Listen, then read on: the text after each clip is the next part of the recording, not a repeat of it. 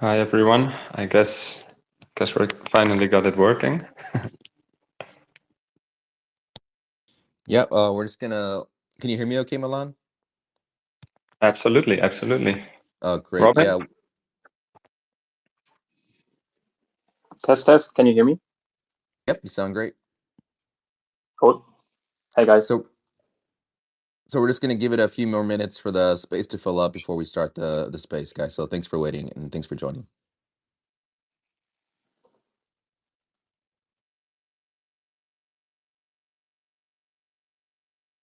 I think we lost the music though. I think when we start talking, the music just goes away, which would be great if you could just restart it.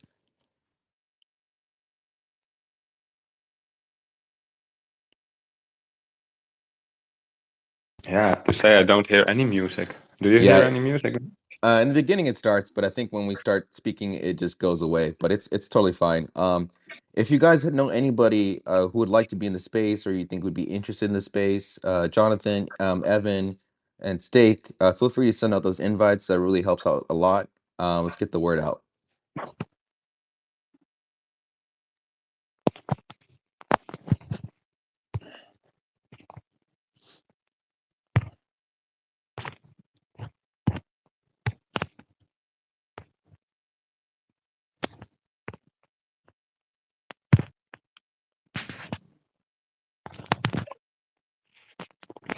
But while we're waiting, I guess we could talk about a few other things. And if anyone wants to come up as a speaker at some point, just to chat about Cardano, the state of Cardano, the state of meme tokens, and what's driving the volume on Cardano, feel free to come up just to kind of kill some time before we start the official space.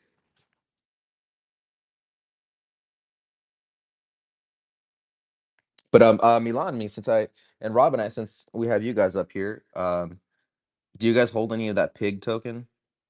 I think it's called Nike, right? Yeah, I don't really do memes myself, but I love the image of the pig though. I love the story behind it. And I can see why it's like quite popular at the moment. Yeah. Well, yeah, I mean, it's Charles's pig, so I mean, Charles is as famous on Cardano as it gets, So, you might say he's a saint on Cardano, So it's like, um, just interesting, just to see that people really buy it, and get into it. It's fun. I think it's fun, and I think it's an interesting looking pig. Trials. Good evening, everyone. Thank you so. Ground somehow. So very exciting stuff, and really excited to learn more about what you're working on at Materium. Going to keep going around the room here. Let me pass the torch over to Fidgetal. Fidgetal, same questions: your name, what you're working on, and what gets you stoked about real world assets. Fidgetal, popcorn, liquidity. That has to be the most succinct reply we've gotten thus far. Also, if we can tokenize the way to get popcorn out of people's teeth, I think we would have a lot more popcorn enjoyers. I know I tend to curve the popcorn enjoyment due to the fact that I end up working more on the teeth aspect than the enjoying of the popcorn. So, any tips and tricks? I haven't not burned a bag in like 7 bags now. I'm 2 boxes deep, so I need to work on this. That is definitely a record. And when you patent that tech, let me know. I mean, I'd be happy to collab on that. But let's keep going around the room here. Fantastic stuff. Alex, same questions to you, my brother. What are you up to? Tell us who you are, what you're working on, and your favorite thing about tokenized assets thus far. Yeah, sure thing. My name is Alex Velitis. I'm the co-founder and COO of Chateau Capital. We're bringing institutional grade private debt, equity, and derivatives on chain for anyone to invest in just a few clicks. And I think the thing I'm most excited about with RWAs, which really fits the latest GameStop narrative, is on chain equities. I think equities are objectively the most exciting asset class out there in the modern financial system. I think GameStop proves it. And one of the biggest issues people have with GameStop is the system it's built on. People can arbitrarily halt it. It's opaque. The little guy gets screwed over and over. And I'm looking forward to a day very soon when we're going to be doing those public equities on chain as well as private equities. Very, excuse me, very exciting stuff. Although you did fail to mention the most beautiful part of GameStop. You can bring them $3,765 worth of video games, and they will give you $18.95 towards your next game. So hopefully we can tokenize a little bit of fair equity since indeed equities are exciting, but I definitely want more equity in my games that I turn into those guys. So exciting stuff there. And we're going to keep rolling around the room here. We have Timons on the stage. Timons, tell us, what are you up to? Who are you? What are you working on? And what is your favorite thing about tokenized real world assets? Hi, Ray. Hi, Tyler. Great to be here with you guys. So my name is Steven. I'm running Timons. Timons is the largest Web3 marketplace for tokenized real-world diamonds. We are bringing diamonds to the blockchain, adding the added value of transparency, traceability for every asset that we are bringing to the game. Basically, we have a fully functional project on Ethereum. It's end-to-end, so it goes from mine, the diamonds comes from the mine, the natural diamonds, and goes until the owners, so you can redeem the asset at any time, the physical asset, and we'll deliver it to you anywhere in the world. So that's about diamonds. I hope we can talk more about that later. But now, what's exciting for me, I think what happened already the last few months, we are really in an early stage RWA projects that we see popping out, and there's so much happening. And I think what's fantastic is and what's super exciting for me is how DeFi is going to be connected to our projects. And I see a lot of interesting stuff out there: fractionalization, lending, borrowing, just name them. Boom. Very exciting stuff. DeFi Diamonds. DiamondFi? Is that a term? I think it should be a term. I think we're going to mint that on chain right now in this space. DiamondFi. Timons is bringing it to you live. Very exciting stuff. I'm going to pass it over to Brad here in 1 second. But before we do that, let me just shake it up. If you see on the bottom right, you're going to see a little comment button on the space. Click that. And then if you'll go over and hit that little circular thing that's in the middle, that's called a repost. If we can get a repost, we have some Galaxy Brains on the stage today. Some amazing people who have volunteered their time and their expertise to be here to spread the knowledge of real world assets and tokenization. So if you will, give the space a like, give the space a repost. It helps us out immensely. And also make sure to follow everyone on stage. So with that in mind, let me pass the mic to BC Bread here. Bread, let us know, who are you? What are you up to? What are you working on? And what is your favorite thing about tokenized assets thus far? GM fam, Brad here. Most recently, the ex-director of blockchain tech over at NFT Now. Currently working on essentially safeguarding AI agents using blockchain and anonymizing the users and abstracting them away from those agents and agentic systems. My favorite thing about, dude, I mean, RWAs, like, I mean, we're talking about diamonds, right? De Beer has been using the blockchain for supply chain management for their diamonds for a few years now, and so I think that's a really cool way to kind of look at RWAs. It might not actually be like the asset itself, like the physical diamond itself, but its provenance and it's essentially ethical sourcing and things like that, and being able to have like a digital document that provides undeniable proof that it was ethically sourced. It only changed hands 3 times. It was bought by this jeweler and then resold for this much. I mean, having a real history and attestations on those luxury goods and luxury assets, I guess. I think that's going to be a really cool use case for RWAs. 1000%. Sounds like we have some diamond enjoyers in the chat, and that's definitely also been a thing. As Benet mentioned, gold, diamonds are as well forever. Those things are kind of hard to break. I mean, they're a 10 out of 10 hardness scale, so don't go punching those. We like our hands intact. So super exciting stuff there. And also, if anyone's seen the movie The Matrix, we want to make sure that the agents, like Agent Smith, are abstracted away from us fleshy people. They're pretty tough. So very exciting stuff, and super stoked that y'all are with us here today. So let's go ahead and keep going around the room. Unlocked Finance, I see you on the stage here. Thanks so much for coming out. Same question to you. Who are you? What are you working on? And what do you love about real world assets? GM. So we are Unlocked. We are the leading permissionless lending protocol for real world assets. We're working on building the main DeFi protocol to unlock liquidity for real world assets and integrating with more and more partners. Today we have about 12 active partners ranging from diamonds, real estate, collectibles, all sorts of watches and cards. But we want to basically make it easy to borrow against any real world asset on chain. And we're extremely excited about the real world asset tokenization space and particularly about bridging all these new collectibles and new asset classes that are developing offline, like bags, watches, a lot of these collectibles that are super trendy now, and taking them on chain.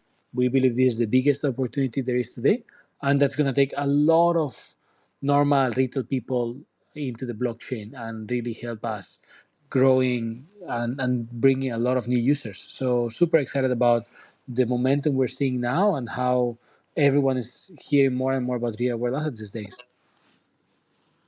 Absolutely fantastic. And I have to agree 100%. It definitely gets around the intrinsic value question when you tell people, hey, you know that old Charizard card, Ray, that you used to have, and you maybe had 2 of them, if you remember correctly, and now you don't know where they are?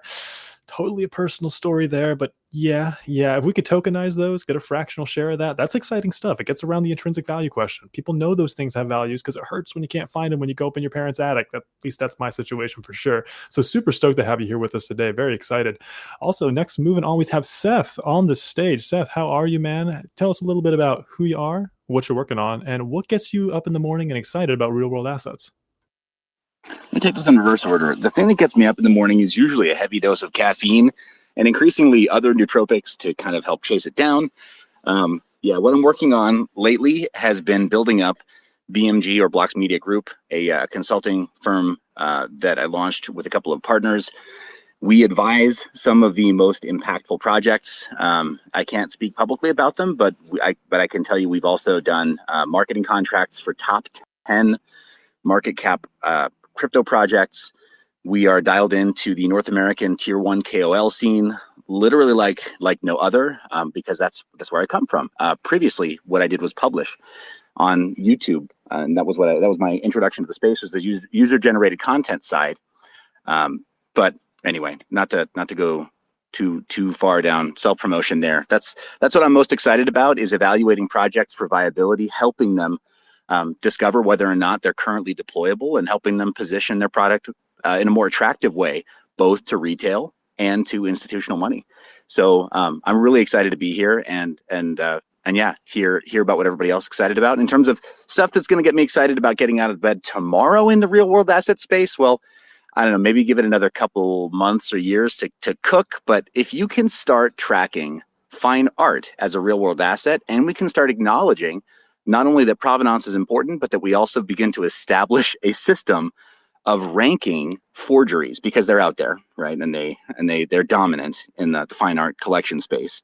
If we can just acknowledge that they're there and begin to right size that market through real world.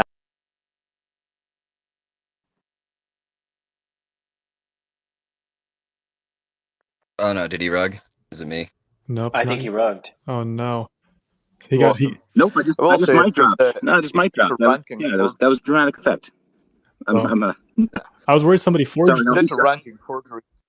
I got a long-term dream of having a gallery of the world's best forgeries. That'd be amazing. Yeah.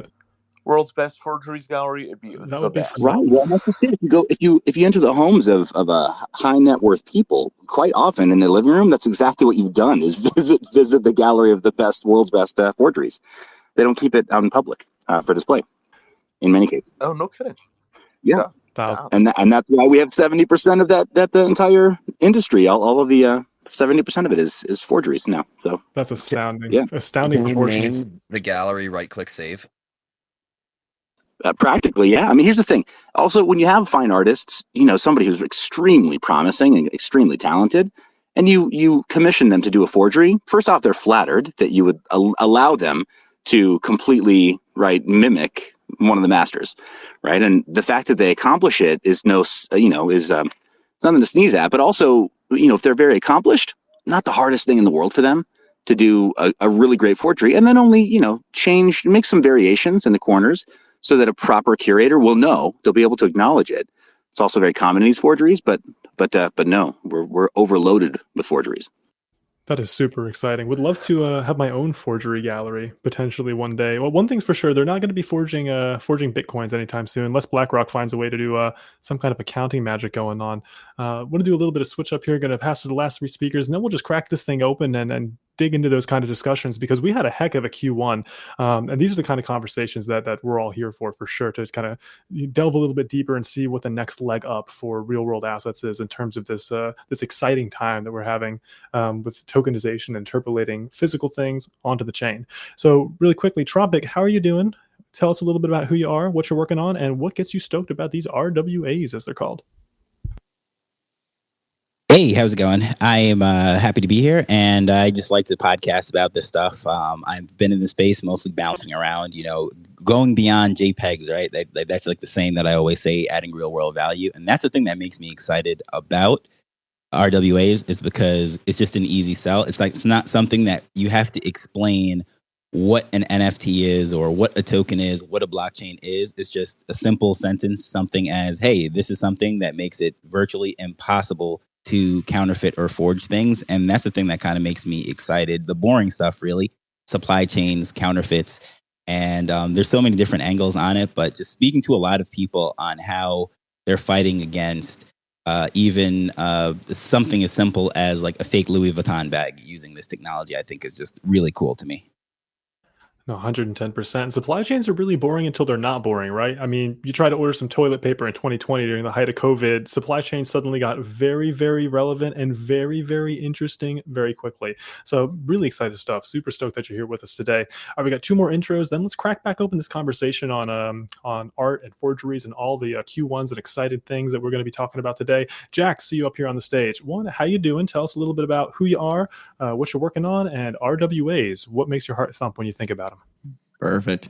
Well, Jack's here. So I used to work at BlackRock and specifically the mortgage space. So I'm very excited about bringing on some of these like mortgages, treasuries, more of the traditional financial instruments on chain. So once Freddie and Fannie Mac or Fannie Mae and Freddie Mac are, minting on chain, it will be a very exciting day. I got to say, I'm a little worried about all my fake Louis Vuitton bags and my fake Rothkos, because if we start getting really good about this, people are going to look at me different.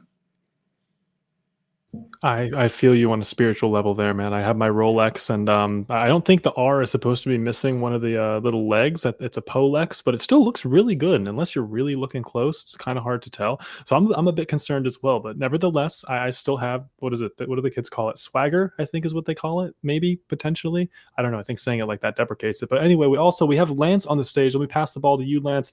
How are you doing? Tell us a bit about yourself, what you're working on, and what gets you going for these RWAs. I was going to say that I bet someone is going to find a way to use blockchain to make fake Louis Vuittons and forged or fake art cool and make them more valuable than the real thing somehow. I wouldn't doubt it if something like that even happened. But my name is Lance. I work in ecosystem development at XDC Foundation. Currently help with projects that are onboarding onto the network. What I'm most excited about is the new opportunities that are going to come from tokenization. There's a lot of new people coming into the space from traditional industries. So seeing what kind of new opportunities and new ways they think of, using the technology is something that's really interesting. Stuff around trade and supply chain we were talking about a little while ago are things that interest me around RWAs. And another thing I'm interested in watching is we talked about the blockchain being able to, prove something, right? It's there can only be one, but how is that data verified before it's on chain, right? Like, I think those are things that we don't really talk about enough, and seeing the ways that that's done in the future is something that's interesting as well. 110%, and super stoked to dig in and learn more about what you guys are working on at XDC. So imagine if the One Ring, right, that you said there's only one, imagine if they brought the ring to Mordor and it ended up being a fake ring. See, they need tokenization even over in the whatever land they're in. That one would have become the one then. Yeah, exactly. So exciting stuff. I'm super stoked to wait. I think we have one more person. Oh, yep, we got RWA World. Let me pass it over to Tyler behind the mic there. Tyler, tell us a little bit about who you are. What are you working on, and what gets RWA World excited about RWAs? I think we can put two and two together, but take it away, my brother. Yeah, thanks, Ray. Well, this is Tyler behind the RWA World account, and very grateful to be co-hosting here with Wolf as always on every Thursday at 2 p.m. RWA World is the largest database of real-world asset projects that are helping you make sense of the space. It's very opaque, siloed, bifurcated, whatever other corporate words you might want to use to describe the RWA space, which is so many different players. We're currently at 390 projects listed in our database, and our goal is to make RWAs more clear and transparent. And so we have a weekly newsletter that we publish every single week that Ray does that is really phenomenal work. And the idea there is to help you stay on top of the latest developments and insights. And so one of the ways that we do that is we actually bring together some of the smartest people in the RWA space every single week here on this Twitter space every Thursday. So if you like this and you want us to do more of this, please do retweet, repost, and comment below any questions you'd like us to cover during the space. And this is the most packed space we've had, Ray. I'm super excited about it because I was counting. We have 1, 2, 3, 4, 5, 6, 7, 8, 9, 10 guests here today, which is such an exciting moment for us. Every single one of you has a unique perspective. And, a couple of themes came up in a lot of the different intros as everybody was talking. I was thinking of starting off with a couple of these graphics that I put on the Jumbotron, and we'll get to those in a second. But there's a common theme of authentication and forgery in a lot of your opening remarks here today. And so I want to make sure everyone does get a chance to speak. And so we will make it a little bit more open today. And what I would love to start with is a very basic question is, how does tokenization improve the authentication process? Let's take it a little high level at first so we can dive into it specifically. And if you want to also touch on how your solution can help in this area, we'll do that. So I see, wow, so polite. I love this. We're going to go in the order of the hands raised. So we're going to start with Timons first. Stephen, we'll start with you, and then we'll kick it to Seth. And then after that, we'll go to Brad, and then we'll open it up. Thanks. So of course, I wanted to jump in here because there's a lot that we said about frauds and counterfeits and stuff like this. So one thing needs to be understood here. I think what I enjoy the most also in the RWA space is that we see for every different tokenization of real world assets, we see experts from different fields coming into the game. So let's say, speaking of me, I'm an expert in diamonds. I used to work for over 10 years in the diamond business. When you talk with, we heard a guy coming from BlackRock, we heard a guy coming from the gold industry, and so on and so on. And I think this is only the beauty of our space, that we have more and more experts coming and jumping into the space. What I wanted to mention here is, for us at Diamonds, it's nearly impossible. I must say it's 99.9% impossible to forge or to have counterfeits. Why?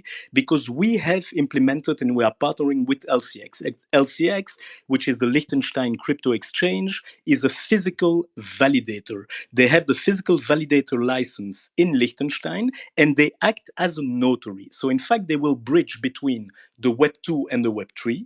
They will authenticate and validate all the stones that we are sending to them. It is checked by experts to see that the stone is not stolen, is really there, has the GIA passport that is attached to it, etc., etc. Once this is done, they give us the stamp that it's validated, physically validated, and then we can lock it in a third-party vault where and then we will tokenize the assets. So basically, the process that we have implemented by partnering with LCX is a way of validating and ensuring our users that the assets are there and are real and are not counterfeits.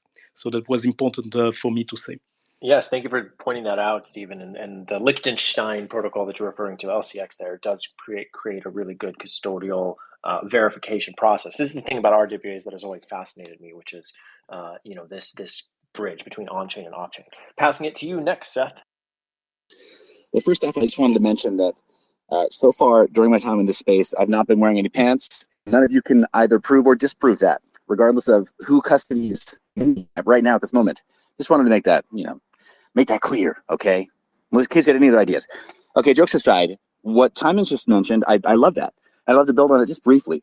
As far as the core question of how tokenization helps with authentication, I think a more fundamental question is whether it does at all. Not how or to what extent, but does it at all?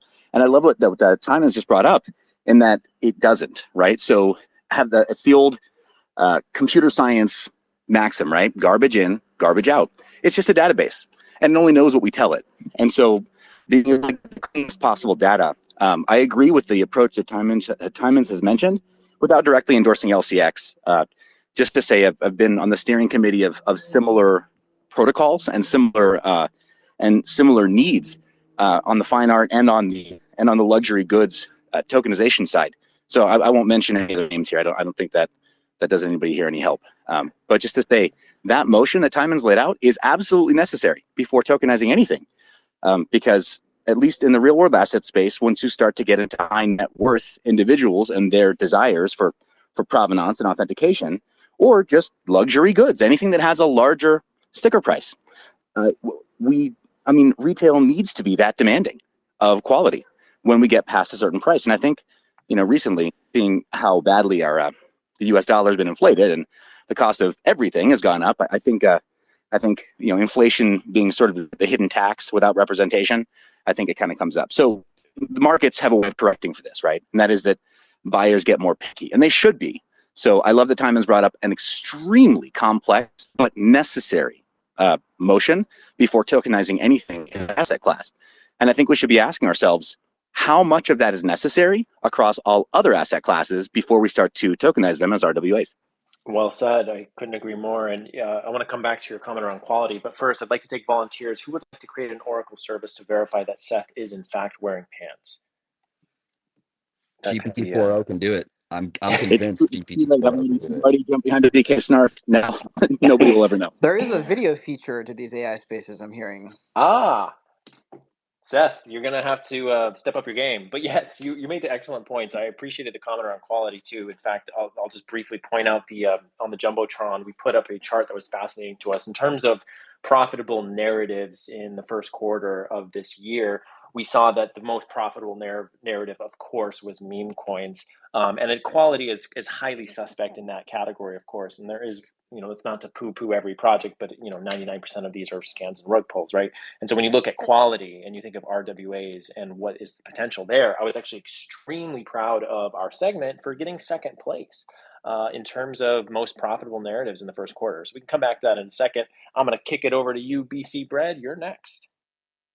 Yeah, so when I was younger, right, I worked in an antique auction house for a while, repairing and fixing old antiques and stuff. But then also when we would have the auctions, helping essentially welcome people and hold things on the stage and stuff like that. And one of the funniest things was that at that point, that's when I really learned the value of a COA, right? A certificate of authenticity, and it's just a piece of paper that's in a manila envelope on the back of a painting. 9 times out of 10. And through talking with some of the art curators that would be there, at that point, right? And this was back in 2006, maybe 2007, somewhere around there, right? And at that time, there was still a serious scarcity of professionals that can verify any given work as being authentic. And looking at the signatures and making sure the signature isn't forged, and looking at the painting style and the strokes and what brush was used, and all these stuff that is just so intricate and takes so much time to do, right? And now if you just picked up a piece of artwork at a garage sale for $5 that you really believe might be worth $1 million, who are you going to send it to? You're just going to stick that thing in the mail, and then wait several months to possibly get that same one back and not just a forgery. There's a lot of trust that has to happen in that entire flow, from essentially having a piece of work to verifying it's authentic to having the signature, or the certificate that has that particular inspector or whoever's signature on it. Being that it needs a lot of trust, and essentially blockchain by nature is a trustless environment. There's ways to I really believe there's ways to manage that flow, but I guess it proposes the question, and I guess would love to hear any thoughts on it. Really, do you think that the RWAs and tokenized assets will essentially lead to more normie jobs in the realm of people that need to get certified to be diamond inspectors for authenticity, or oil paintings, or designer lamps, statues, bags, watches? There aren't a whole lot of people out there that actually can verify it. And I really think that if RWAs take off on that sector, it will lead to more normie jobs. Yeah, let's open that up to the panel. One quick comment from me on this is that I've been studying the SAB 121 issue for a long time now. I've been a banker for the last 3 years while doing blockchain stuff on the side. And having watched banks get shut out of the industry because of the staff accounting bulletin regulation that essentially prevents banks from custodying Bitcoin, Ethereum, and other digital assets for their customers without receiving a punitive accounting treatment, it has been wild to see how many jobs have been prevented that could have gone into a lot of these banks hiring a ton of people. I've watched entire bank departments get shut down because of this accounting regulation. And so let's ask the panel. We'll open this up to anybody. So in terms of tokenization, what BC Brett is talking about here is awesome. I love that you were part of that early opportunity to look at some of this stuff firsthand. Do we see potential for new jobs outside of the typical blockchain industry for verification and authentication of any number of different precious assets? So I can speak a little to that. We do a fair amount of talking to the big vaulting companies, and for several of the big vaulting companies, literally just physically storing crypto keys, like cold wallets, is multiple percentages of their business. We've heard numbers as high as 10 or 12%. So crypto is already creating a bunch of physical world jobs.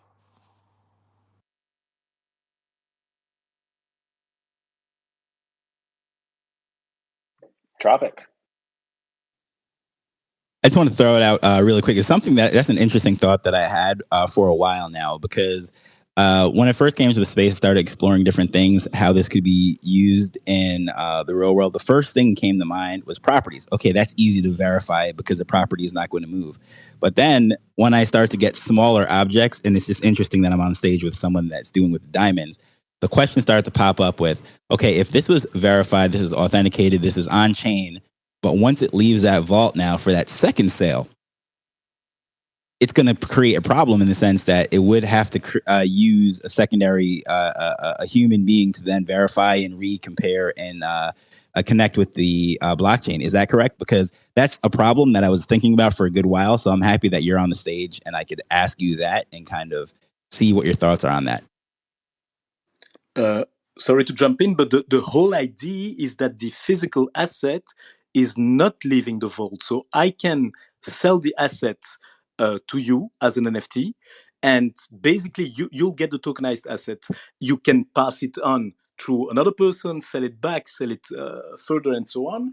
And the day the person would like to redeem the physical asset, then he passes through our platform, passes through a KYC, and then he can redeem the asset. So basically, it's in and out. There's no, once it's out, we will need to find a new way to re-tokenize the asset in a different way. I'm going to okay, awesome. That clears it up. Well, if I may, Tropic, I know that you were directing that at Timons, but if I may really briefly, think of, I mean, maybe I'm crazy here. I think I hear a little bit of East Coast in that accent. I think you know a guy named Gary Vee, maybe you've heard of him. And Gary Vee, he's been, he doesn't get everything right, but one of the things that I really agree with that he said is that he thinks that wine collection, right, fine wine collection, that the way that in the past, I mean, and this predates even digital technology, right? But the mercantile exchange, just having something held in a central location, right? But his vision was for fine wines, right? But really any smaller asset class. And when you get, below the level of, say, compared to what retail participant would normally do, you're not necessarily buying a diamond a day, right? You might buy a diamond a year if you're an aggressive buyer. But wine, even a fine wine, collectors might collect a lot more frequently than that. So some of those standards can be a little less rigorous for KYC, right? When you're talking about just a bottle of wine that happens to be slightly more fancy or something else in that category. So that's why I'm interested in knowing, to what level we have to do all those steps for different categories. But I mean, I could see, just like you're asking, something similar where whatever, maybe it's very similar to how we do other controlled items in the United States, where I know for those who aren't Americans on stage, you'll be shocked, but we actually do have a lot of gun laws. We've got thousands of them. And when a gun is shipped to a buyer, they have to go to somebody with a federal firearms license in order to pick that firearm up. So they do have to KYC right there before purchasing a new firearm. So we have systems like that in place for all kinds of items. It's just whether or not we want to, mix some of the lessons that we've learned from those less, those industries that are, less easy to talk about in mixed company. I'll just say they're less popular internationally, but we do have some systems that work. So anyway, I wanted to throw it in there as well. As somebody who recently took a concealed carry firearm course just for the sake of safety and sake of information, you were totally correct. And I was actually floored at how many stipulations are associated with gun laws here in the United States. It's really fascinating. I also want to just kind of jam on the fact that I wish there was more, laws and security and fidelity associated with where I put my freaking Charizard card, me, somewhere. So I want to pass that to Unlock, actually, because I know you guys mentioned like cards and collectibles. So what does that fidelity process look like in terms of how you guys verify? Is there like a sliding bar for it's like, hey, you sent me like a little Caterpie card that's like $4? No, Charizard, we're putting that under lock and key. Yeah, thank you for that. So the beauty of our model is that we integrate with many different partners, and most of the tokenization process and even the actual verification of the assets is done by our partners. Like, for example, a couple of our partners actually on the stage, the likes of Diamond, right? What we provide is the liquidity. Now, to make this even easier, what we have developed is it's a process that's basically a fork of Gnosis Safe. If you guys are familiar with multi-sig. So basically what we enable is that people can borrow against the asset without losing ownership, right? So if you're borrowing against those cards are still owned and under your own wallet, and you can do anything you want with them other than selling them, right? So because we have the partners that tokenize the asset and that ensure that those assets are actually locked, we are in a position where we allow the users to keep the ownership. And that's a real game changer, right? Because as long as you keep your health factor and you have liquidity, you're able to own it. The same way that people would basically borrow against a home or a car, right? And we do pretty extensive checks before we partner up with any platform. And what we see is that all these platforms have a couple of things in common, right? First is they do ensure the validity of these assets by having very strict QC process. And this is something that we really take seriously. The second one is that they have some form of monitoring or control over the storage of those assets, whether it's physical or whether it's actually through partners. But they all make sure that those assets exist and are stored in a secured and physical location, right? Of course, the biggest challenge is that this model still doesn't make that much sense for very cheap collectibles, very, very cheap cards. But here's where we have very strong supply because many of them are also vertically integrated. So they control some of these assets, and some of them are either marketplaces or they are actual suppliers themselves. So they have more control over these assets, right? For example, the likes of watches.com don't have this problem because the watches guys have very high prices and tickets, but our partners at Umikura, who have collectibles, some of them are cards worth $80, $90, $100, they do have some stock themselves directly, so they can provide that supply and that liquidity, right? So I would say it's a combination of things, but what's critical is to ensure both authenticity and secure store location that allows you to take those assets on chain, right? 110%. That gets me super excited because this physicality, this notion of having a physical item kind of gets around that intrinsic value question. I believe I may have mentioned that earlier. My father-in-law, it was kind of an aha moment for him when I mentioned, yeah, you can tokenize things like bonds and securities. He was like, oh, I get it. This is what you've been going on about for like the last 6 Thanksgivings when you keep talking about these coins.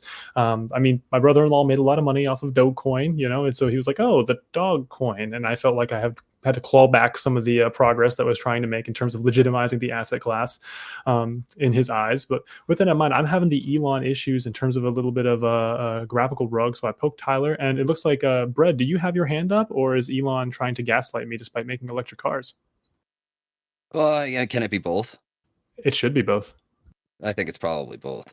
But no, what's interesting is like when we talk about the actual like relocation of the physical object itself, right? Not the tokenized version, but like like we've seen like Block Bar came out like 2021, right? For like wines and liquor and spirits, to essentially prove its authenticity via blockchain mechanics, and then you can, I don't know if you still can, but back then it was essentially you burn your NFT and you can redeem the bottle that it was its representation, in a 1-to-1 ratio, right? Because ultimately, like, you probably don't plan on reselling it. You'd like, it was a reserve wine that now all of a sudden there's a wedding that you have to go to, and like, I feel like there's more uses, as far as like burning it would be than having it, reselling it, and it's been resold or passed down several generations, things like that. And I think that it's an interesting kind of use case for deepen, at the end of the day. I mean, maybe not for like diamonds, that might be that might get tough, but definitely with, designer products and luxury goods. I mean, by tracing its movements in either NFCs or QR codes, or in having points of required check-in and points and times, and there's a lot of parameters that can be kind of implemented around, just a basic supply chain. And I think that in order for it to kind of remain authentic, or have like an authenticity score, based on how long it was in any given location, or how many people it's been passed down to or transferred to from the initial point of verification. There's I think that that's kind of where we're going to find this singularity of all of these awesome, actually useful new Web3 tech things kind of all collide, and I'm here for it. When I hear useful and Web3 in the same sentence, I get very excited. And that is some very exciting stuff. I heard you mention burn the bottle, and I don't think Elon would be happy about that either with his mission statement. But nevertheless, I love how that technology works out. But I was having a conversation recently with someone, and they were talking about how there is some interplay. And if this is a poor question, just say boo, and like Fidget will start throwing some popcorn at me. So if you have any left, for sure, I'll try to catch it with my mouth. But could any of this potentially, and as an American, I'm asking for a bit of self-interest, could any of this potentially be the S word, the security word, if we have some kind of shared ownership of what have you? Definitely want to pass that to Fidgetal, just out of curiosity. What do you make of all that? Do you think we may be putting ourselves in Gary's crosshairs? Did I get him with a mouthful of popcorn? I might have gotten the callback humor. That's so good, Ray. Vinay, saw you on mute. What's going on? I know you definitely have some insights on this for sure. Yeah, sure. So here's the deal with this as we understand it. This is not financial advice. It's definitely not legal advice. I'm not your lawyer. I'm not even a lawyer. But here's how we understand it. So if you take a single object, we work with gold, but we've done fine art. We did Star Trek toys as our first thing. All of these things. If you take a single object, let's take a Star Trek toy, put it into a vault, one NFT, one object, that NFT will, generally speaking, not be considered to be a security. Even if the underlying asset is thought to be going to go up in value, even if somebody buys it speculatively, because there isn't any kind of enterprise associated with the asset, there's no professional management, not likely to be a security. Again, consult real legal counsel, etc. On the other hand, if we split that thing 20 ways and sell parts of it, everybody owns 5% of it, the fractional shares will almost inevitably always be a security, even if it's split using some kind of not equity type agreement, some kind of shared ownership agreement, anything where you have a split, because usually that implies that there is some kind of management to handle things like voting from the people who have shares. There's some kind of agent acting on those people's behalfs if they, for example, want to take the asset out of the vault. And there are potentially ways of splitting some classes of assets which will not have that property. Weirdly enough, for example, in the UK, racehorses can be split without the resulting shares being securities. But for the most part, the act of splitting the thing will turn it into a security, apart from a few of these kind of anomalous edge cases. This is part of the reason that there's such a weird deal with gold tokens. Because when people take a large batch of gold bars and turn them into tokens, usually those tokens are not fractional ownership of the bars.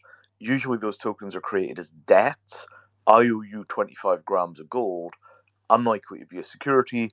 I owe you 0.25% of this kilogram gold bar, likely to be a security. All of this stuff is very, very, very like line by line inspection, legal contracts, laws and regulations. It's very fiddly, but this is the kind of stuff that we learned when we were looking at it. And this is, by the way, why we are mostly one NFT, one object. We, generally speaking, don't want to securitize things unless they're very high value. And in that instance, Swarm.com handles tokenized securities. Staggeringly cool. Have a look at that if you're interested in that kind of work.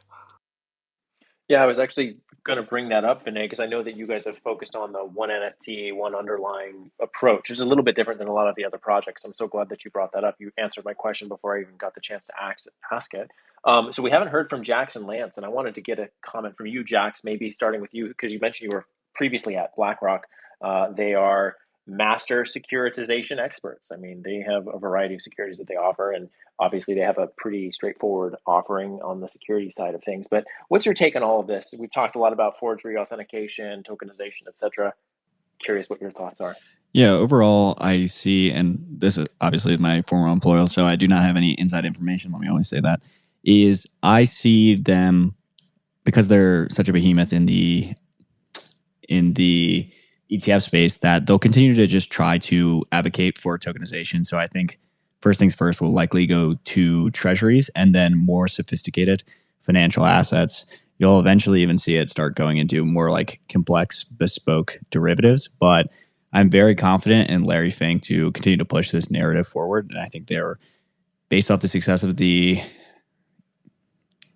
oh man, I'm really blanking on the name here. But based on the success of the Bitcoin ETF, they will continue to push this narrative forward. And I think you're going to see them continue to be a big player in the space and only rising. Couldn't agree more. I remember when Larry Fink was using the phrase, these are all just stepping stones towards tokenization. And then another quote that he said, and I wrote about this on the timeline at the time when he said this, like he said, when you have a tokenized system, it eliminates all corruption. And I know it's being a little hyperbolic there, but this is exactly what we've been talking about on this conversation today. It's like, can you eliminate the corruption of forgeries and fraud with authenticated, trusted intermediaries who are signing this information so that way you know that it is valid and vaulted and safe. I want to kick it over to Vinay, and then after that, I want to pass it over to Lance to get some thoughts in here. So here we have to box a little clever. I will say flat out, you cannot make fraud impossible. You may be able to make it unprofitable, but you can certainly protect buyers from it. So I want to tell the tale here of a guy that was known as Mr. Stradivarius, top Stradivarius violin dealer in the world. Stradivarius violins, there's about 700 of them, and they're worth usually between $5 and $25 million each. So it's a pretty substantial pool. Many billions of dollars of these things are out there. And he single-handedly managed to inflate the valuations on those violins enough that when he was caught, it dropped the price of that entire market by something on the order of 10%. Could be more. And that was a single individual that was just universally trusted who was writing both tickets. So that kind of problem with trust comes up again and again and again and again, because what happens when you get into these kind of situations is that the scam moves from the people selling the assets to the people authenticating the assets. And if they can make bank handing out false authentications, there's your problem. The approach that Materium takes to this is relatively sophisticated. Our head of curation and ontology was the curator of arms and armour for the Royal Family of England's Tower of London armour collection. So that's like Henry VIII's armour. In that world, if an object has ever been bought or sold, it's not considered to be valuable. Anything with a price tag is a commodity. And, because they're dealing with stuff that's been in the royal family for 600 years. So in that kind of world, the way that they do this kind of stuff is very much about networks of reputation, where everybody has all of their future earnings to lose if they get kicked out of the game. When you're talking about 1 carat diamonds, it's not like that, right? The closest you're going to get to that is insurance, right? You have an asset, there's a policy on the asset from a big insurance company. The insurance company says this asset is insured by us. If it's fake, we will pay. And that, to me, is a very crypto-economic solution. Those risk pools, they don't have to be real-world risk pools. They could be tokenized insurance products on the blockchain. They could be mutual insurance on the blockchain. I think that is super promising. But I think you have to have heavy third-party insurance underwriting the expert authenticators, or you simply breed corruption in the authenticators. And then at that point, the insurers become the kind of top dogs in the system, but the insurers are selecting what authenticators they're willing to insure. and then those authenticators do their best judgment, and that sets their insurance rates. That entire analysis we baked into the Materium system in the form of the thing we call the Materium Asset Passport. And I just want to remind everybody, we do this for anybody. So if you come to us with an RWA project, you want to load it up into this kind of like multi-layered insurance thing with all these layers in place, that's a commercial service we're offering to anybody in the space that has deal flow. You could be an individual selling assets, you could be a company doing this kind of work and you don't want to do the full legal lift yourself. And those mechanisms work in 170 countries. So, we knew this was going to be a huge problem. We knew it was going to be the future of crypto. We knew it was going to require huge specialization. We started working on behalf of the entire space in 2017, and we're open door. Just, send me a DM, tell me what you want done. So I'm going to send you a DM, Vinay, and I know exactly what I want you to do. Is I want you to use the Materium Asset Passport to tokenize a Stradivarius violin, because I'm a violinist actually, and I would love to tokenize a violin made by Stradivarius. So we actually have spent quite a lot of time talking with one of the directors of J&A Beer, which is probably the largest violin dealer in London and one of the oldest. On any given Sunday, they have a safe downstairs which will have like a dozen Strads in it. And we get together with that guy. I mean, I saw him most recently, like 10 days ago. His general habit when you meet him is that he will put a violin in your hands and you're holding it, and then he'll tell you what it's worth, and then you nearly drop it from shock. And so, all that stuff has been in place for a while. We've been trying to get the assembly of the deal together, but the hope is that we can get a tokenized Strad up on Swarm as tokenized securities with a very clever governance structure so that you don't wind up with 4chan buying 51% of the Stradivarius violin just so they can burn it, which is a risk. I don't know when we're going to get that done, but it's not going to be 2 years. It is hard working with very old companies. They move really slowly, but it is not 2 years. Yeah, that's so true, man. I was literally, it's so funny you bring this up because I was thinking about this last night, and your analysis about the insurance providers for the authenticators makes a ton of sense. Because I was thinking if you were to do this and have like a DAO structure where people could have rights and privileges to their to play the violin, like if you wanted to have it for a concert, because I have a concert coming up this weekend, and I would love to play Stradivarius for my concert. Just for a short weekend, right? And so there's an insurer out there who would absolutely insure it for 2 days for me to go to a dress rehearsal, perform, and then return it. And if I was a token holder, I could easily see this dynamic working quite easily. And so if there's anybody listening to this who wants to do this, maybe you, me, and Vinay, let's get into a chat and talk about this, because man, that would be so freaking cool. Thank you for that insight, It'd be Vinay. fantastic. And we have access to the really best of the violin world. Like getting an instrument with with serious credentials behind it. These guys are the scientists of this stuff. We're talking, they have a laboratory where they do like micrometer surface scans of violins.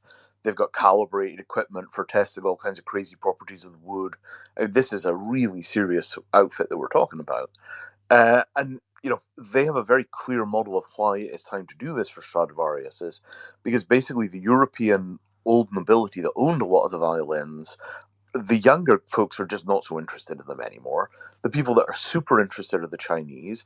The people that are super interested are the people that are buying, concert tickets and season tickets to the Met in New York, right? So the idea is basically if you could figure out how to get a violin into people's 401k plans, you wind up with 10,000 people that collectively own a violin, 10 grand each. And then what comes out of that is a pool of people that are already here and played. So they want to basically move into a kind of power to the people relationship, where rather than one aristocrat owning the violin and then kind of owning it on behalf of their country, they want all the people that love classical music to own the violin collectively. And they think that is the future of custodianship for these violins, because, the question is, how are they going to get through the next 200 years? If it's not going to be with the aristocrats, where's it going to be? And their idea is it's going to be with the masses, one share each.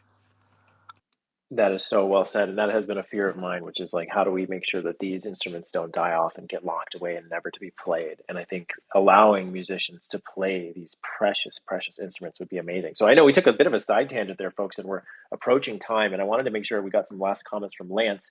Before Lance will give you some last comments here, I also wanted to let everybody know, thank you so much. It's been an amazing space. We're going to let everyone do their closing remarks and tell everybody where they can find them.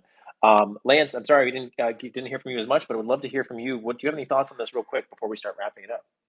No, but just we're talking about the insurance. That's one of the, we mentioned new opportunities that are going to come from this. Insurance is definitely one that's going to grow from this. But I wanted to get in real quick just around the power of authenticity and blockchain technology around trade, specifically. Not so long ago, I was talking with someone that works in customs in Italy, I believe, and they were talking about how a lot of stuff gets hung up in customs all the time because for the main reason of just verifying the source, right, of where an item is. That's the main thing that hangs things up in customs. I think the conversation came about because I tried to send something to a colleague of mine in Italy, and it was just a T-shirt, a Texas Longhorns T-shirt. That's all it was. I sent it to him for Christmas in November, and he didn't get it until like February. So I was making a joke about how long it took, and the conversation of customs came up. But being able to verify and authenticate and trust the source of an item, like how much that's going to speed things up. And we always talk about governments and policy and stuff like that, trying to catch up with technology. And that's one area, because now it's so easy for items and documents and information to be transacted across border. Now all these new compliance and standards and stuff like that are trying to kind of keep up to these things. So I'm excited to see how fast things are going to speed up, in the future using blockchain around like trade and customs and stuff like that. And that's just some of the things that some of the participants on the XDC network are working on. Amazing. Thank you for that, Lance. And you're right. I think there's so much cool innovation ahead of us that we're just starting to realize the implications of. So we're going to let everybody have their last final closing remarks. And then please also tell us where people can find you to learn more about what you do. I'm going to go in reverse order from the stage, my right to my left. We're going to start with you, Jax. Tell us, where can people find out what you're working on, and if you have any last closing remarks. Awesome. Yeah. Well, people can find me. I'm currently building a podcast, the Building Web3 podcast. So if anyone would like to join that and listen, would highly recommend shoot me a DM. So we're getting a lot of cool guests coming up. In terms of what I'm working on, more Web3 education. So I'm building up that podcast and doing some more YouTube videos. And I'm really excited about real world assets and discussing that more on some future episodes. Thanks so much for being here, Jax. Yes, everybody, please do give every speaker that's here on the stage a follow. We're so grateful for all their expertise. Going to pass it now to Tropic. Yeah, this is really interesting, especially hearing about those violins and everything that was involved in that. When I first discovered this stuff was at a conference, and they were, of course, speaking about all the high-end things. But one thing that I did see that I found very interesting, someone could look it up, is a lot of brands started to put basically the fingerprint into fabrics in their logos that were being printed. And I was like, well, this doesn't even seem something scalable, because if it's a $200 item, I mean, how feasible is this really? And they were saying,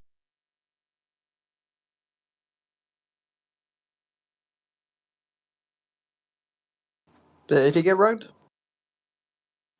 I think he did get rugged. Hey, Tropic, can you hear us? Do you want to try to leave and come back on? I don't want to interrupt that really great thought. We'll have Tropic drop. And if you can hear me, Tropic, please drop and then hop back on. I'll make sure we don't let you lose your last word. I'm going to pass it to Vinay next. Hey, so you can find us at Materium.de. Currently have a live token sale going on there and not available in the UK or the US. Terms and conditions apply. And for services to see all the stuff that we've done, Materium.com. Awesome. Thank you, Vinay. Tropic, if you can hear us, try to drop and come back on. We'll get you back on in a second. Going from my right to left, once again now, Lance, final comments, and where can people learn about what you're working on? They can follow me on Twitter. I'm not as active on Twitter as I used to be. I should get back into it a lot more. But yeah, just follow me on Twitter. You can follow XDC Foundation on Twitter. You can check out xdc.org. Check out LinkedIn as well. And yeah, we're always sharing as much as we can on Twitter. And I usually interact with some other colleagues of mine that I work with as well on Twitter. So you can check them out as well. And they're always sharing some good information and insights on stuff. Awesome. Thanks for that, Lance. Passing it to you, BC Bread, final comments, and where can people find you? Yeah, man. Just yeah, great conversation with everybody. I'm really looking forward to seeing all of the different teams, fully be implemented across the globe. With RWAs and actually like, because damn, I feel you, man. I had a whole binder of Pokemon cards when I was a kid. That's easily a 6-figure binder today, and Mom swore she didn't throw it out, but I've got my own reservations there. However, anybody interested in what we're doing over with AI and blockchain at Amorphic, I've got the link to the Twitter page in my bio, and then you can head over to the website at amorphicai.xyz. New website's coming soon. It was kind of like a holder placement website, but it'll link you to our alpha sign up and our newsletter. Or no, I'm sorry, not our newsletter. Our white paper is right there on the website as well. Thanks, Brad. Appreciate your insights as always. Passing it to you, Timon. Steven, tell us where can people find what you're working on and any last comments. Yeah, thanks, Tyler. First of all, I would like to thank Tyler and Ray for this fantastic space. I think we had some great thoughts, some great ideas shared here. You can follow us on Twitter. It's at Timons. You can check out our website and marketplace, timons.com. As I maybe said in the beginning, we are continuing to develop and to develop for other blockchains as well. So we deployed on XRP Ledger last week, sold out after 90 minutes, the full collection. We did the same on Cardano. We're looking at other blockchains and so on. A last thought that I wanted to share here is when we started the project, what was super important for us is to have the legal framework fully set up. And this is what we have at Diamonds. We have a fully functional use case here with Diamonds, and we would be happy to help out any other physical asset RWA tokenization project there to help them to introduce them to our physical validator, which is LCX, and look at possibilities of authentication, verification of assets, because we have thought a lot about that already. Amazing. Thank you, Stephen. Always good to hear from you and the Timons crew. If you can hear me, Tropic, I tried to send you an invite to come back on the stage so you can finish your closing thoughts. I don't know if you're able to hear me, but if you can, try to respond to that and hop up here. We'll get you back in here. But if not, I'm going to pass it to Unlocked for final comments and where can people learn more about what you're doing. Yeah, thank you. Thank you so much. There's an excellent panel. Just follow us on social media. You can check our docs. You can quickly follow our Twitter spaces, basically both Twitter, Telegram, and we also have some decent presence on Farcaster and Instagram. But above everything, just stay tuned here in the community. Check out our blog. And we're working on a lot of new projects, new product features. So just check out the docs and stay tuned. Thank you. Thank you very much.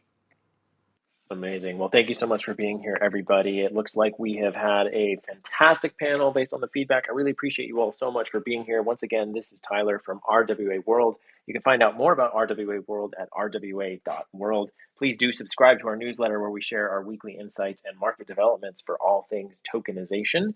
We're focused on bringing clarity and transparency to real world assets. And if that's interesting to you, give us a follow on socials. And I want to, of course, thank our host, Wolf Web3. As always, it is a true pleasure to be able to bring together this salon of intelligent individuals every single week, every Thursday at 2 p.m. Mark your calendars. Come join us again next week. We'll talk about even more exciting insights. And for everybody who is in the audience, I hope you have a wonderful, fantastic rest of your Thursday, heading into Friday, and then eventually have a fantastic weekend. I hope everyone has the greatest time they could possibly have today and this evening and tonight. So give us a follow Wolf Web3, follow everybody on this space, and I will see you all next time. Thanks again. See y'all later, everybody. Have a wonderful day. Articulate that, then there is a problem, right? So I think for me, it would be being proactive, like always, staying on. You can't know everything for sure, but when you are trying, and people will know, people can tell, because you can't deceive everyone. You can't deceive everyone that you're doing something for so long. they will eventually find you and catch up with you, right? So you have to stay curious, stay proactive, and nobody will teach you everything. I already mentioned that people are busy already with their work. Now imagine adding you to that, adding, they don't want to spoon feed you. It's like also do your own ground research, your extra work, your assignment, and then come back to say, oh, I did this, do you want to please look at this? I need a second eye to look at this, can you please help read through and correct what I missed? It's better than what should I do, you know. Even though you're an intern, you still need to be proactive. Yeah, so for interns, I think I would look for people who are proactive and who can stay on top of things, and even though they are still dependent, they can be independent in in some sort of way, right? So yeah. Thank you so much, Rich Auntie. I really, really, really, really, really liked that. Dara, please.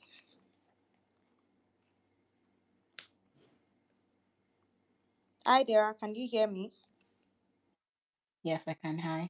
Okay, so we're talking about qualities. What would you look at for if you were Yeah. to hire an intern?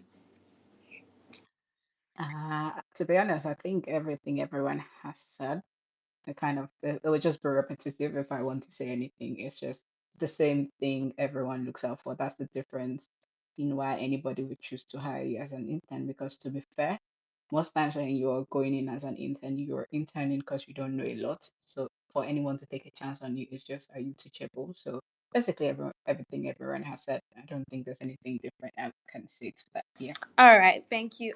David, what about you?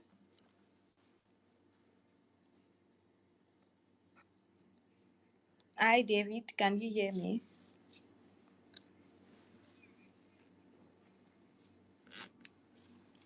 Can anyone else hear me? Yep. Okay. Yeah, yes, I can. Okay. So I guess maybe David is not here. Maybe he can't hear us or something. Okay then. Let's just we're gradually wrapping up, right? I mean, I'm writing notes. That's how serious this is. And I really, really appreciate that we are all sharing our opinions from from different angles, right? Um so this is just like we've said. The question I'm going to be asking now is something that we've spoken about, yeah, but I just want us to just maybe in 2 sentences or even as long as it can be. It's just like an advice for someone that wants to actually start an internship, like something that has stood out for you in your own experience, your own journey, or experiences of other people around you that you've been able to glean from. So what's that advice that you are going to give to someone starting an internship, or like a fresh graduate or someone that just learned a skill and it's like their first time out there in the job field, in the labor market, like some people say? What would your advice be? I don't know. Yeah. Yeah. Okay, so let me take that. So I recently spoke with a lot of people that have worked in growth marketing, product marketing for the past 7 years, 5 years, up to I think maybe 10 people or something. And what I really asked them was something they would have done differently. And I know this is something that applies to different fields, but I think one thing when you start out as an intern, um, you mostly think you can do things on your own. So definitely always find communities because you would get somewhere much faster when you learn from people who have done things before you. So that's something, find communities. Just kind of, you don't always have to make the same mistake everyone has made. They kind of set you apart. You don't have to go through your own learnings the same way everyone has gone through their learnings. But something else that was recurring was that for most people, they try their hands on different things. If you're someone that already knows what you want to do, great for you. Yeah, go for it. That's something you should do. Always go for whatever you want. But if you're someone that isn't sure yet, then try your hands on different things, as many things as you can, because eventually it's going to make sense for you. So I know someone said one thing that held them back was them trying to find a defined career path and just waiting for a defined career path. But most people, especially if you work in digital marketing, which is kind of not exactly maybe the old time OG career paths in finance, medicine, where you kind of already have structured roles or structured pathways. You start out from junior, you go into this. Most people that work in digital marketing either start from agency, start from this, that, and it's different, yeah. So something that is important is that if you're not clear about whatever it is, if the field you're in doesn't have a clear path, you don't need to wait for a clear path to appear. Just do what you have to do and what you want to do at that time. If you feel you've learned enough, move on from it. Just always move on from things quickly also. So that's just what I was just summarize. Yeah, move on from things quickly, go for anything you want to do. Because if you don't go for it, at later stage you will still go for it. So you might as well go for it whenever you want to go for it. And join a community. You don't have to learn your own lessons. There are people that have learned these lessons. Okay, so just find communities, yeah? That's all. Hmm. Wise words there, Dara. Thank you so much for that. Tosin. Oh, okay. I think Richanti raised her hand, so you can just go, Richanti. Yeah. Thank you, Dara, for saying that. So, quick one. I remember when I was doing exactly that, like trying so many things, trying as much as I could.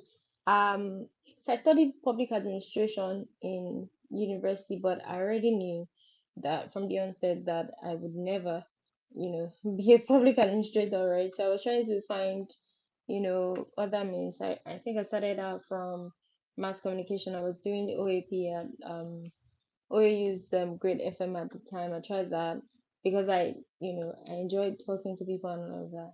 And then I was forced into accounting, so I did ICANN. Oh my god! And then I tried finance, and management consulting, and HR. Why did I not try? Oh my god! I also tried development. I did so many things because I was trying to find where I actually fit in. I did so many things so much that somebody looked at me and said, "Oh, you're such a career prostitute." I think that was what she said at the time. Oh, I remember at that time when she said that, it made me just sit down and think about my life. Like, okay, what am I actually doing? But just like what Dara said, especially if you're an undergraduate or you're a fresh graduate, like just take your time to find what you enjoy. All right. I believe that life is too short just just sit down behind the desk and just do whatever you're doing just for the money. Money is important, right? And sometimes it might even require that you take on a role that would pay your bills while you're finding what you really want to do. That's okay too. But I think it makes sense to try as many things as you can. And always as interns, like whatever company you work at, I think I would say always put yourself out there, even in your company. Let people know, what you're doing. If you by as much just update a document, let them know you did that. Like don't keep quiet because most of the time you find out that the people that get the most accolades are not usually the people that work the most. It's the people that can sell themselves the most, the people that can talk about what they do the most. They are the ones that get the most accolades. So you may be tempted to be shy or to be reserved because you're an intern, to not be confident, right? This is not to say to be loud and just yap everywhere and all of that, but let people know what you're doing.